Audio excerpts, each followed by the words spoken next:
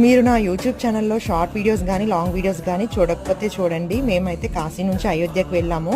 యాక్చువల్గా మేము ట్రైన్ మీద అనుకున్నాం కానీ అది అవ్వని పరిస్థితిలోని మేము ఒక వెహికల్ అయితే బుక్ చేసుకొని వెళ్ళాము. కానీ వెహికల్ బుక్ చేసుకొని వెళ్ళటం నిజంగా వరస్ట్ అనిపించింది మాట. ఎందుకంటే ఎక్కడ టైం స్పెండ్ చేయకుండా అయిపోయింది. ఇక్కడ వస్తున్న దారిలో సరియు నది ఉంది కదా, చాలా క్లీన్గా నీట్గా, అంటే నదే కాదు ప్రతి ప్లేస్ చాలా క్లీన్గా ఉన్నాయన్నమాట.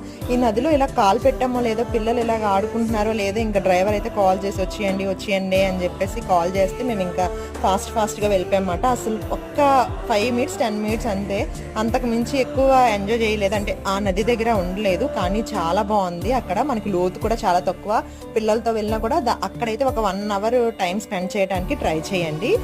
రష్ అయితే చాలా రష్గా ఉంది, కానీ దర్శనం వేనే అయిపోయింది. ఇక్కడ మనకి బస్సెస్ అయితే అవైలబుల్గా ఉన్నాయి. అయోధ్యలో దిగిన తర్వాత ఒక 5 కిలోమీటర్స్ అలా వెళ్ళటానికి మనకి ఫ్రీ బస్సెస్ మాట. అమౌంట్ అయితే